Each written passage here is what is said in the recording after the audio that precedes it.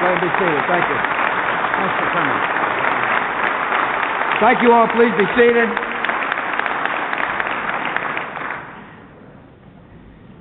Thank you for the warm welcome. Archabbot Douglas, Your Excellency,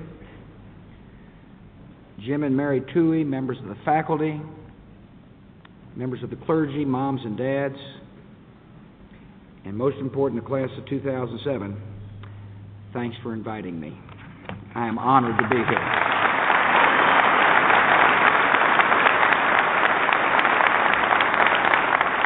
Laura and I feel like we have a very special connection to St. Vincent College through the Tooheys. We have come to know Jim and his family well during his time in Washington. After all, he was the director of the White House Office of Faith-Based and Community Initiatives. And now he's attained another high office.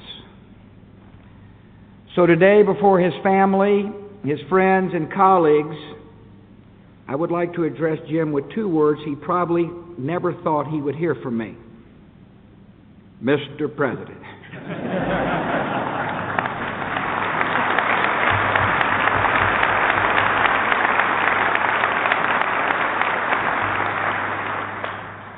I know he appreciates the importance I place on my speeches. He knows my style well. I want all of you to know I was very moved by a letter he recently sent me that invited me to this commencement. Here's what Mr. President said.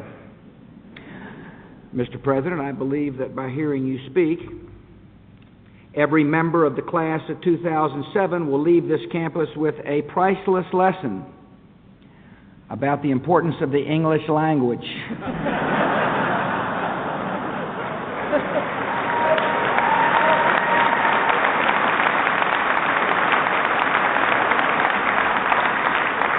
At least he didn't say, I'm proud to welcome to the podium a man, the first president for whom English was his second language. I did call him. I said, what my speech ought to be about. That's why I asked him, what my speech ought to be about. Jim, he said about 10 minutes, so here goes. It's a proud moment for the class of 2007. You're the largest graduating class in your school's history. You're the first class to take a mandatory course in microwaving, a requirement that was imposed after you set off a record number of fire alarms while you're trying to make popcorn. You cheered the Bearcats with the Carey Crazies. You walked through the lighted arches of Melvin Flats. Some of you are the first in your family to attend college. In a few moments, you will collect your degrees, the Ave Maria bell will ring, and you will leave this campus with a lifetime of good memories. You worked hard, and we're all here to congratulate you on a fabulous achievement.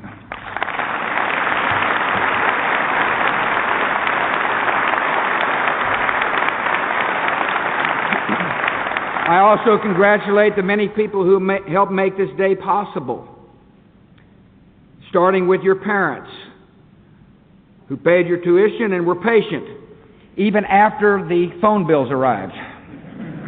I thank the people who've worked hard to make sure you leave with a sound and solid college degree, and that's the St. Vincent's faculty.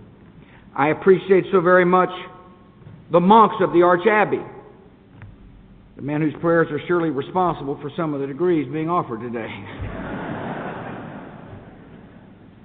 And so I ask the class of 2007 to continue to make these good people proud, to take what you've learned here into the world and always live up to the high ideals that this college stands for. At the heart of these high ideals is the name Benedict. Benedict was the saint who set down a practical guide for community life and helped save Western civilization. Benedict was the inspiration for the man who came to this country to plant these ideals in American soil and founded this college. And Benedict was also the inspiration for the Pope, who took his name in tribute to the Benedictine ideals of charity and community that he believes the world needs now more than ever. These ideals of charity and community have a special resonance for Americans. From the beginning, America has offered the world a new model for strong community life. In the early 19th century, a Frenchman named Alex de Tocqueville visited the United States. He was impressed by the way Americans came together in voluntary associations to help out a neighbor in need. And in his book, Democracy in America, he wrote something that captured the spirit of this great country. He said, when an American asks for the cooperation of his fellow citizens, it is seldom refused. If some great and sudden calamity befalls a family, the purses of 1,000 strangers are at once willingly opened. De Tocqueville saw the good heart of America back in the early 19th century. And we continue to see the good heart of America in the early 21st century. We see it in citizens who responded to the worst atrocity on our soil with acts of selflessness and compassion. We see it in the historic new commitments our nation has made to alleviate poverty and suffering by feeding the hungry and fighting malaria and working to end the scourge of HIV/AIDS on the continent of Africa. We see it in the volunteers who serve in our faith-based and community organizations. Good and decent folks who are living the commandment to love our neighbors as ourselves. Today, more than 61 million Americans volunteer their time to serve others. More than 3/4 of adults give to charity. The volunteer spirit of America makes us unique. It represents the true strength of our nation, and it must constantly be reinvigorated and renewed. And that's why it's vital for our country that our young people step forward and serve a cause larger than yourselves. When you serve your fellow citizens, you find benefits you'll never imagine. You discover that a caring person is sometimes all it takes for someone to turn their lives around. You see for yourself that kindness and respect make an enormous difference in a person's life.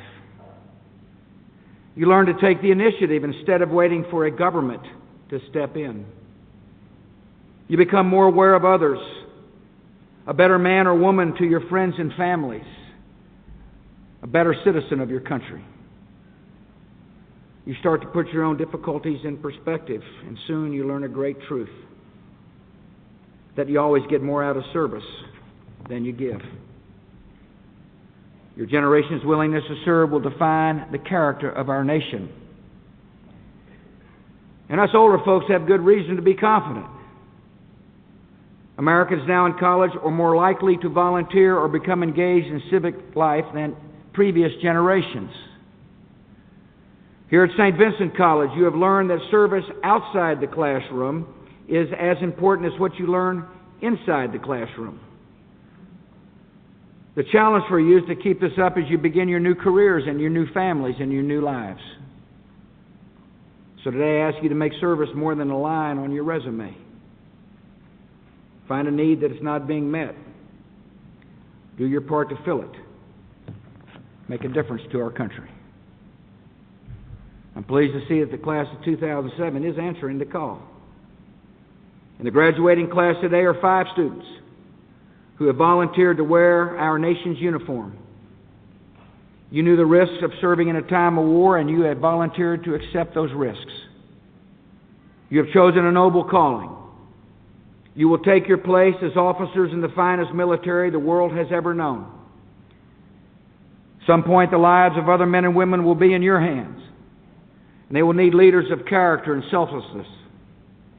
As your Commander-in-Chief, I salute you for your service, and I ask Almighty God to keep you close as you keep our nation safe.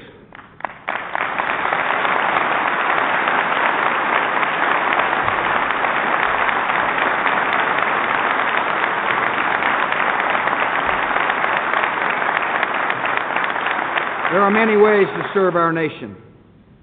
Across this great land of opportunity, we have citizens with great needs. And for every need, there is a path to service. Some of you have chosen the path of teaching. We all know a teacher has made a difference in our lives. In our case, I married her. First Lady showed me that teaching is more than a job or profession. It is a vocation. When you make the decision to become a teacher, you know that your reward will be greater than money. It will happen in wonderful moments when you see a student grasp a difficult concept, or come alive during the reading of a poem, or discover how a work of history speaks to our time. To do this even for one child is special. To do this for hundreds of children over a career will bring you satisfaction that few other professions can match. The beauty of teaching is that its rewards can be found in any classroom. Some of you know this from your visits to St. Benedict's, an all-boys school in one of the poorest areas of New Jersey. For many of these boys, St. Benedict's is their only safe haven from crime and drugs and hopelessness around them. Each Christmas holiday, several St. Vincent students spend time mentoring these young men. One of your classmates, Anthony Fumara, spent 2 breaks at St. Benedict's. Here's how he describes the experience. I always knew that I wanted to be a teacher, but my time at St. Ben's showed me that a teacher could become more than a dispenser of knowledge. When I talk with the students about their dreams of attending college, I realized that as a teacher, I would be the one that would help them achieve their dreams.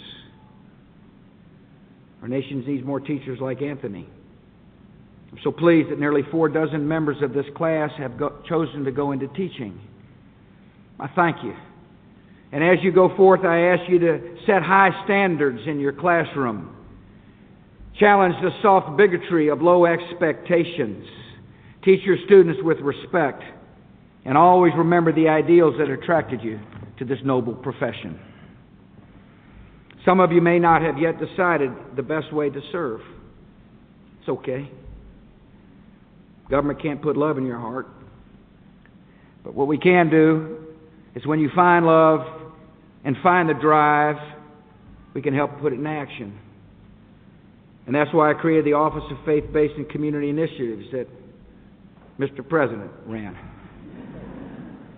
Through this office, we are helping to ensure that federal funds for social service go to organizations that get results, even if they happen to have a crucifix or a Star of David on the wall.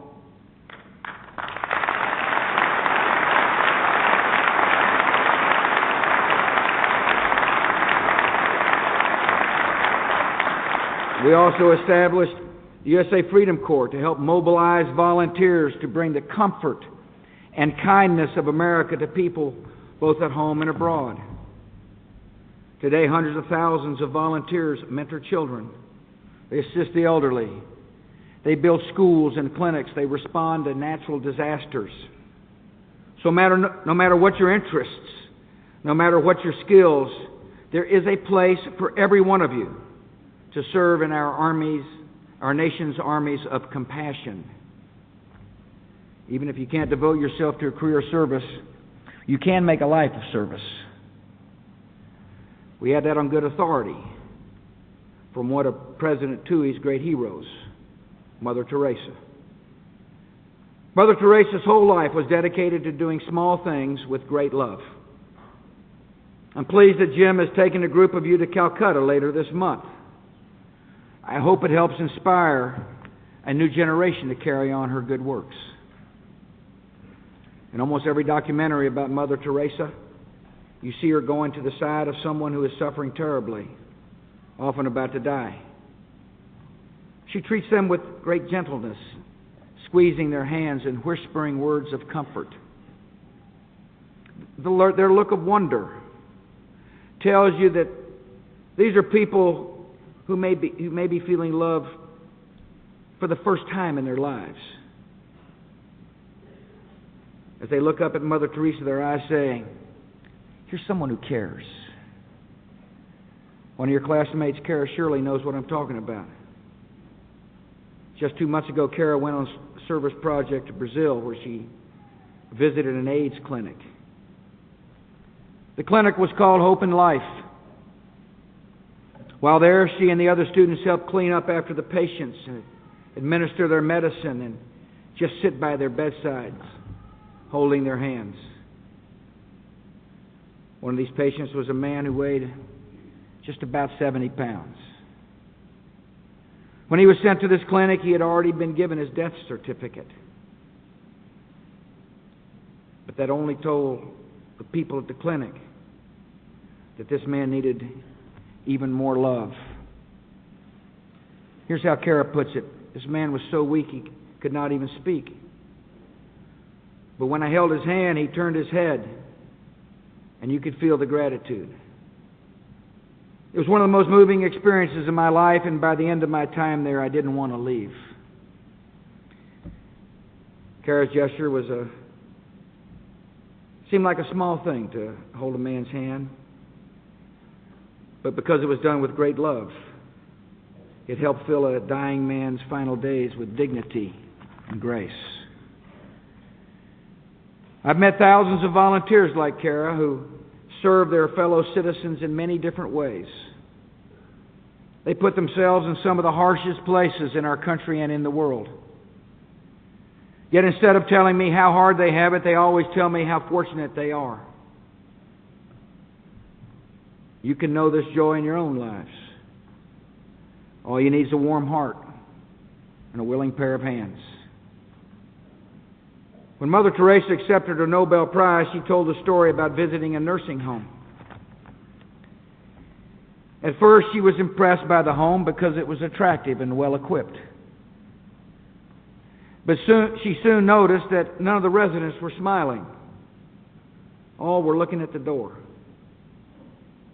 When she asked why everyone seemed so sad, one of the caretakers explained, "They are hurt because they are forgotten." They stared at the door in the hope that it would open and someone who loved them would walk through it. My challenge to you today is this: be the person who walks through that door. Be the face that brings a smile to the hurt and forgotten.